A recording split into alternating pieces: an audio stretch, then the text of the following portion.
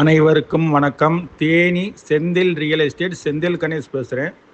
இப்போ நம்ம பார்க்குற இடம் தேனியிலேருந்து புது பஸ் ஸ்டாண்ட்லேருந்து அன்னஞ்சி போகிற பாதையில், அதாவது பெரியகுளம் ரோட்டில், பைபாஸ் ரோட்டில், பாலம் ஸ்கூலுக்கு ஆப்போசிட் சைடு உள்ளே போனோம்னா ஒரு சுபம் கல்யாண மண்டபத்துக்கு ஆப்போசிட் சைடில் ஒரு மேற்கு பார்த்த இடம் விற்பனைக்கு வந்திருக்கு.